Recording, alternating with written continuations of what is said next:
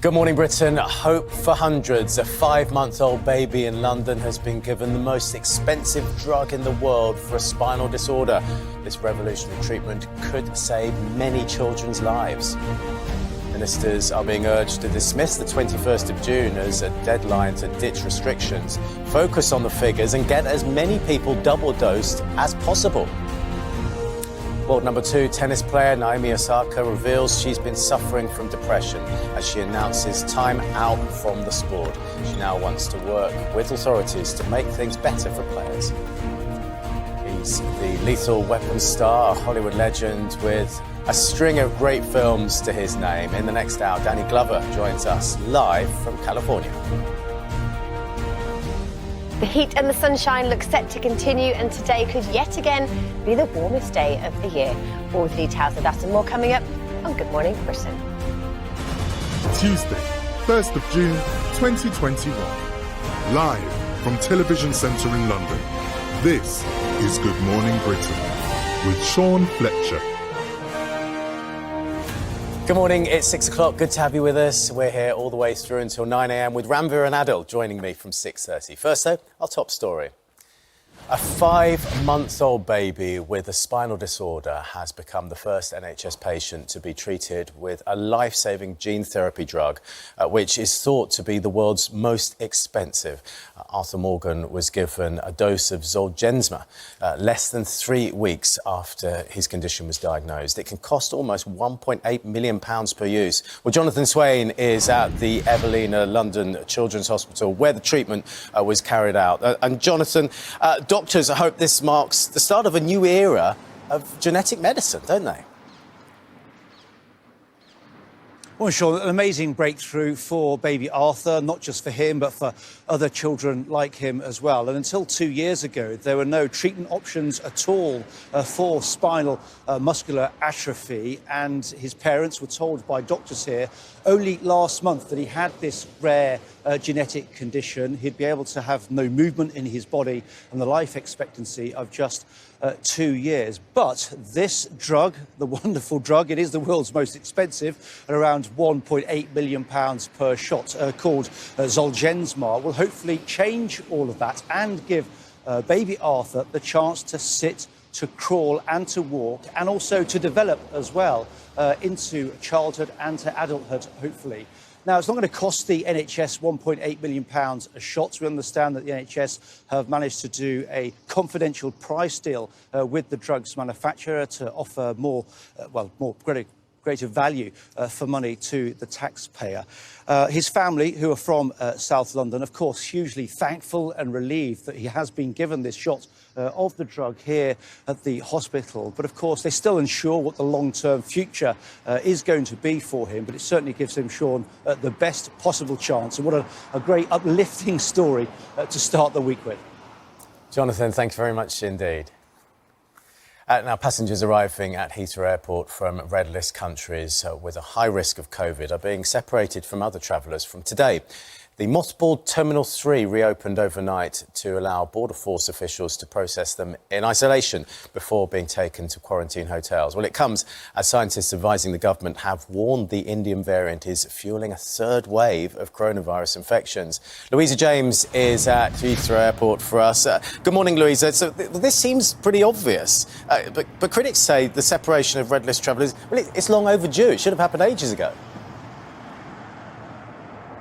Morning, Sean. Yes, well, the argument being that there's much less point in having a red list and making passengers from high-risk countries quarantine for 10 days in a hotel if they're allowed to mix with those passengers from low-risk countries in the run-up to that. And according to people we've spoken to, that's exactly what's been happening. We spoke to a couple of people who arrived from red list countries to Heathrow Airport yesterday who said they spent three and a half hours in immigration queues, although they weren't in the same queue as those from lower risk countries. It was all in the same hall.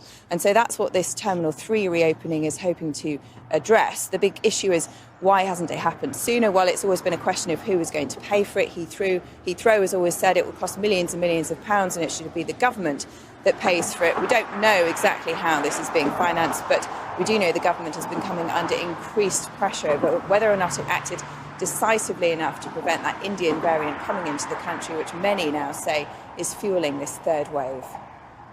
Heathrow yesterday. Red list arrivals queuing for hours, they told us, in the same immigration area as those coming from amber and green countries. From today, though, Terminal 3 is dedicated solely to arrivals direct from red list countries. There are 43 of them, but many don't offer direct flights to the UK, meaning passengers could still end up mixing. Experts say the system should have been refined much earlier. They knew in February, when the Prime Minister announced his roadmap, that there was going to be more pressure on resources. So it's surprising that the red terminal has not been opened faster. The Department for Transport says it's doing all it can to smooth the arrivals process, including upgrading the e-passport gates. Everyone in the terminal will have either been vaccinated or will have taken a negative COVID test before they get here. And then, of course, we have fantastic cleaning standards. Not far from Heathrow, thousands flocked to Twickenham Stadium, where jabs were offered to anyone over 18 for one day only. But scientists worry the very success of the vaccine rollout is giving us a false sense of security, even as they see early signs of a third wave. Even if you're fully vaccinated, you should still be very cautious, because you may still become infected and pass the virus on to others. We just have to hold back, look at the data, and if necessary, delay that further opening up. Amid sunny bank holiday optimism, though, that concern is echoed by the British Medical Association, which is calling on the government to act with maximum caution as it considers whether to lift restrictions on the 21st of June. As they try to end the circle of lockdown and reopening, ministers promise to focus on data, not dates. That's the only way, scientists say, we'll avoid lifting our defences too soon. Louisa James, Good Morning Britain. Up to 7 people are being hunted by West Midlands police after a 14-year-old boy was stabbed to death in the north of Birmingham. Detectives believe the teenager was attacked in College Road in King's Standing at around 7:30 last night. Police have launched a murder investigation and say it was a shocking and senseless tragedy. Well, thousands of drivers of polluting vehicles will have to pay to enter central Birmingham from today as the city's new clean air zone comes into force. The council says the scheme is crucial to improve air quality and public health, but critics claim the city's poorest motorists will be hardest hit. Our chief correspondent, Richard Gaisford, is in Birmingham for us. Richard, the figures are actually pretty shocking, aren't they? They show hundreds of people are dying in the city every year because of air pollution. Yeah, real proof that the internal combustion engine that this region, Sean, is so proudly associated with the development of is killing people here in the city that lies at the heart of it. If you're coming into Birmingham today and you're driving one of the more polluting vehicles, a car driver will be paying £8 a day, a bus or a lorry driver will be paying £50 a day. You can see all around the city, actually, they've put the signs up and there will be exemptions for the first 2 years for people who live in the zone. And also for the first year for people who work in the zone. The council, well, it's really trying to force change to get people to move to cleaner vehicles, to public transport, another way of doing things. But business leaders here are worried. They say just as we're coming out of the pandemic, just as they're trying to get back on their feet, this is one way of deterring people, even if the long-term aim is a good one.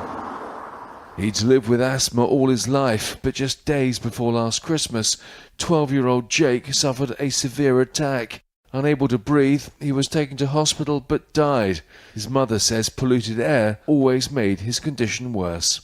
We once took Jake on holiday to Turkey, abroad, and obviously over there the air is cleaner. As soon as we hit back in Birmingham, as soon as he got off the plane, he couldn't breathe again. Jake lived in Birmingham, where a clean air zone comes into effect today.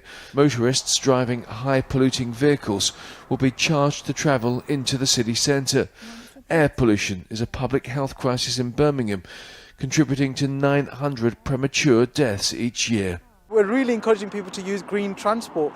Use the buses, use the tram, use the trains, walk or cycle, use e-scooters. There's a whole variety of options rather than driving in your vehicle, which is polluting the air. The scheme follows action taken in other cities like Bath and London. Critics say they're blunt tools that badly affect the poorest workers who can't afford clean new cars or the zone charges. Public transport services aren't yet ready to help people move away from cars. But families like Jake's feel it should have come into force much sooner to help relieve those who struggle with asthma and other conditions impacted by air pollution. Richard Gaisford. Good morning, Britain. Tennis legends Venus and Serena Williams have sent their support to the world number 2 Naomi Osaka after she quit the French Open to focus on her well-being. It came a day after tournament bosses warned the Japanese star she could be disqualified for refusing to speak to the media. She has since revealed her ongoing struggle with depression. Here's Pip Thompson. She'd been threatened with expulsion and fined over her refusal to speak to the media. Now Naomi Osaka has served her last ball at the French Open, sensationally quitting the tournament due to her mental health. In the last few hours, tennis legend and fellow rival Serena Williams offered her support. I feel for Naomi. I feel like I wish I could give her a hug because I know what it's like. Like I said, I've been in those positions. In a lengthy statement posted on social media, Osaka said, "The truth is that I have suffered long bouts of depression since the US Open in 2018, and I've had a really hard time coping with that." From Venus Williams to Martina Navratilova, the tennis world is rallying behind the 23-year-old. The only thing that should matter to her and those around her advising her, families and loved ones, is just, get better. Clearly, she has been very, very upset. So I have no idea when we'll see her again. Osaka's dramatic exit has led to a robust debate about whether sports stars should be expected to face the press. The world number 2 made no secret of her feelings last week, which led to a stern rebuke from Grand Slam organisers. They took a somewhat softer approach last night. We are sorry and sad for Naomi Osaka. The outcome of Naomi withdrawing from Roland Garros is unfortunate. It's not yet clear if Osaka will make it to Wimbledon or the Olympics. For now, the world's highest paid female athlete has found the price of press conferences too high. Pip Thompson, Good Morning Britain. Right, let's take a look at the weather with Laura. Laura, yesterday I went to Henley-on-Thames for a walk. It was beautiful. The weather was just fantastic. And is that going to last? Yes, more warmth, more sunshine. Good news for many of us. Yesterday it felt like summer, but today, do you know what? It actually is summer. Yes, we are in meteorological summer. We class the months of June, July and August summer. It's how we gather our climate stats because actually the other start of summer changes all the time. But the 1st of June for me is the first day of summer. And it's amazing because it literally feels like weather got the memo. So yes, today is the official start of summer meteorologically. But we actually have to roll forward to the 21st of June. Some confusion because this is the astronomical start of summer. This is when the sun is at its highest point in the sky. But this here, the summer solstice, can actually move by a day or two. So that's why it's confusing for us gathering our weather and climate stats. But it definitely felt like I said, weather got the memo and sunshine is the name of the game. We have warm air coming up from the south. The jet stream sits to our north. Finally, it shifted those few hundred miles to be on the other side of us. But the warmth and humidity will later on give the risk of some thunderstorms, particularly for southwestern areas on Wednesday, later on Friday as well. But for today, it's a story of dry, fine, sunny weather. And yet again, it will be very warm. First thing, we have seen mist and low cloud rolling through eastern Scotland and eastern England. Not quite as extensive or as inland as it was yesterday morning, so a brighter start through the Midlands and central southern England. But it won't be long before that low cloud bursts back to the coast. It may well linger on the Northumberland coast, perhaps the northeast of Scotland as well. But once it clears away, with the sunshine around, barely a cloud in the sky, some thicker cloud for western areas of Northern Ireland, but temperatures above average across the border. We could get to 27 or 28 degrees today, and that means we would get into the magic 80 degrees in Fahrenheit. Makes it feel a bit warmer when you say it like that. Overnight tonight with clear skies and light winds. Again, we see some of that low cloud and mist rolling in along these northern and eastern coasts, but then here come the thundery showers through southwest England and South Wales. They'll slow their edge their way inland, so watch out for some thunderstorms here first thing tomorrow morning, potentially warnings from the Met Office. So that's the thing, Sean, when the heat and humidity build, so comes the risk of thunderstorms. Oh, no. Laura, thank you. Good Morning Britain is here all the way through until 9 o'clock with Adel and Ramva here from 6:30. Joining them will be controversial singer Sinead O'Connor, who will be opening up about her childhood trauma and the reality of fame when she's live after 8 o'clock. Plus, could Riggs and Murtagh soon be reunited? Hollywood legend Danny Glover joins us live to reveal if Lethal Weapon 5 is heading for the big screen. First, let's get the news, travel and weather where you are.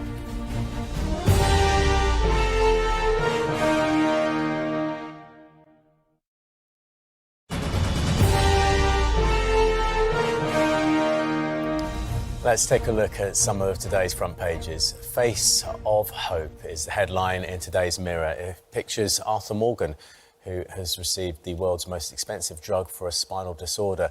It's thought the new treatment could give hope to hundreds of children. The Guardian reports that scientists have called on the government to speed up second doses of coronavirus vaccines and wait longer before deciding on relaxing restrictions later this month. And The Times says that the school day could be extended by half an hour a day to help pupils catch up after months of disrupted schooling.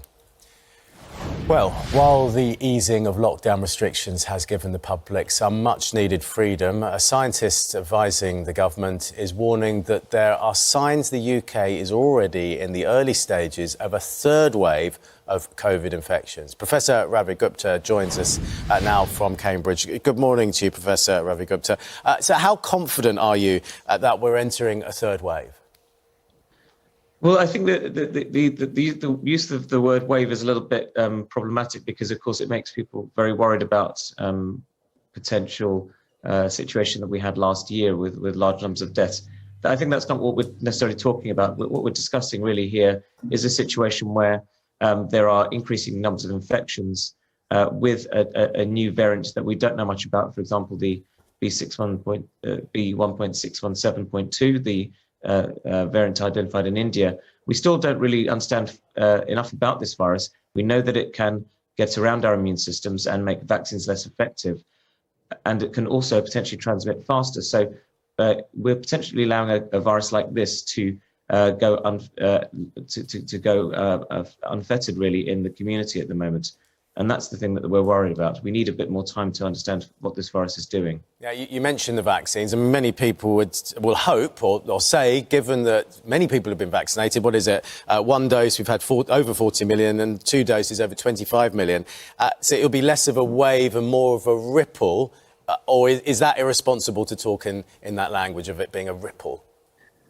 Well, no, I think it's a really good debate to have because, of course, coronavirus is here to stay globally, and there are going to be low levels of cases in many countries and high levels in others, and we're going to get probably cyclical changes if we don't keep up with vaccination. So the vaccines are fantastic. We've done amazingly well in this country due to good planning, and so we're in a really good position. The key thing here is that we're almost there, and the point is that the problem is we don't really want to put the vaccine straight up against the virus at a time when the vaccine coverage isn't quite high enough. It's not in young people, it's not in school children, and that's where the virus may potentially start circulating. We still have a lot of vulnerable people in the community who haven't responded to the vaccine. For example, those on chemotherapeutic drugs or people with other conditions. And so we are putting them at risk. But secondly, of course, reinfections are possible. And of course, if this virus gets into hospitals, it's going to delay people's procedures even further because a slightly resistant virus in a hospital is something people take very seriously. And I think that people haven't really considered the huge backlog of operations and clinical care that there is in the system and what the impact of a large surge in infections is going to have there. Yeah, you mentioned hospitals, and that's one of the key things, isn't it? That the NHS isn't overwhelmed. So if the infection rate goes up but hospitalisations stay low, is that a reason for sticking to the 21st of June? Well, the thing is that if we fully unlock on the 21st of June, you have a situation where over the next few weeks, there will be a lot of mixing. There will be gatherings because, of course, people have been waiting to do these things for a long time. So we will get an excess in mixing, especially in younger groups, and that will lead to some hospitalizations. But on a population level, that could be quite a lot at a time when the NHS is trying to distance within hospitals. It does take more time to get everything done there. And the added pressure of having COVID cases, some of which will be severe, of course, is going to have an effect on morale and also clinical care for everybody. Yeah, I mean, I get that. I understand all that. What level of vaccination do we need then? So, what is it, about 4 million people are vaccinated a week? So if we wait 3 weeks, that's 12 million. Is that enough if we put it back by 3 weeks? Well, precisely. I think just even a month delay could have quite a big impact on the eventual outcome of this. So I think potentially, as long as it's clear to people that this is not an unlimited extension of a lockdown, but actually just a reassessment, I think that would be realistic, because we didn't plan for the 617.2 variant when the initial roadmap was weighed, and actually things have gone really well, except for the fact that we have this new variant to complicate things. And we must remember that this is a virus that does adapt, and faced with vaccines, it will eventually start making mutations that enable it to avoid them even further. And then we could be in a more precarious situation after that. Professor Ravi Gupta, really good to talk to you. Thanks very much indeed. Thank you. Well, Richard Arnold is here now with some big news concerning Ed Sheeran. Yes, good morning, Shawnee. Ed Sheeran has signed a big money deal to be the new face of social media platform TikTok. The Shape of You singer has already begun filming in London with the app, and a source said it is a huge coup to get someone as big as him on board. Amen to that. Ed is used to creating a social media frenzy, of course, so I'm sure that'll be just as beneficial for TikTok as it will be for his bank account. Yesterday went viral with Friends star Courtney Cox after she posted this clip of them recreating her character Monica's famous dance, The Routine. And he was at it again when he shared this picture with his 32 million Insta followers with the caption, "Something's cooking," which suggests new music is finally on the way. And of course, an alliance with TikTok should upshift a few units when that album finally does drop.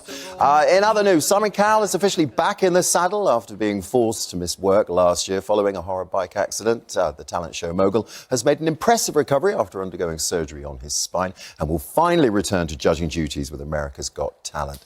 That kicks off across the pond tonight. Now, he recently appeared on the Kelly Clarkson Show to promote Series 16 of the talent contest and looks to be enjoying being back at work and back on the box, although not quite sure about the accent. How y'all doing? Nope. No. How y'all doing? I think I want a barbecue. Nope. Where are you from? The bayou? Y'all would like a barbecue? I'd like some ribs.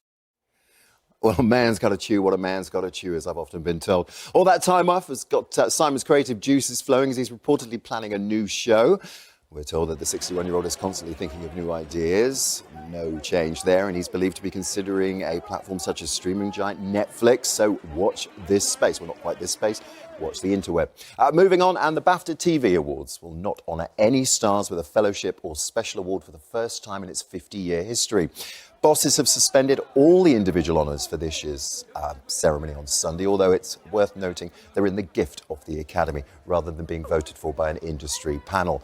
This, of course, comes after the organisation faced huge criticism for awarding Clark an Outstanding British Contribution to Cinema Award in April, despite knowing he was being investigated for multiple sexual harassment claims. It's going to be one hell of a show, though, regardless. You'll be catching this lovely bunch and many more over on the Beeb this Sunday's Bash. Over on 5 tonight, a new 3-part drama exploring the final months of Henry VIII's ill-fated Queen Anne Boleyn.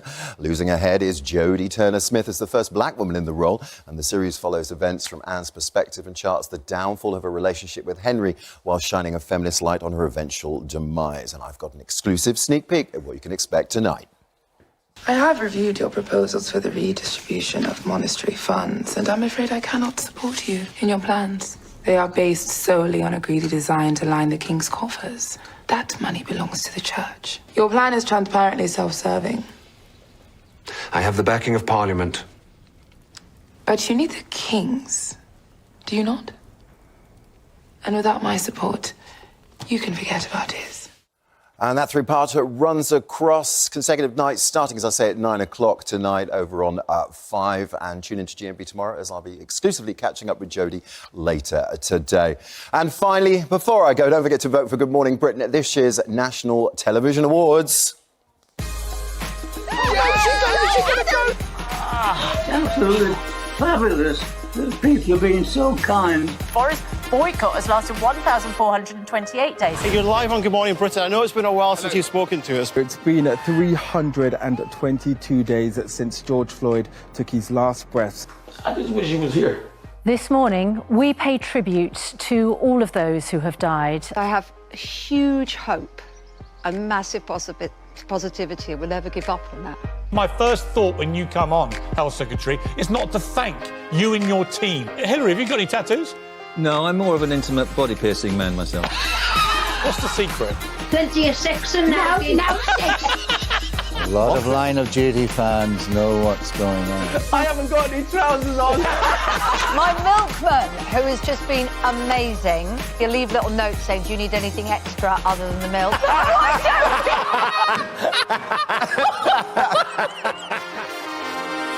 There you go. That laugh is the best work I've done all year. To make sure your vote counts, log on to www.nationaltvawards.com and voting closes at 11 p.m. this Friday. So what are you waiting for?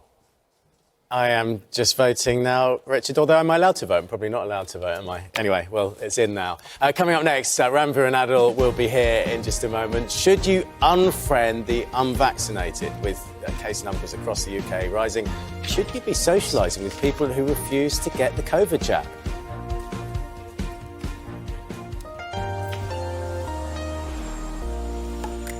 Phew, today's going to be a boiler. Boxed air conditioning. Proud sponsors of Good Morning Britain National Weather. Good morning to you. It is the first day of meteorological summer and the weather got the memo because fine, dry, sunny weather is yet again on the cards.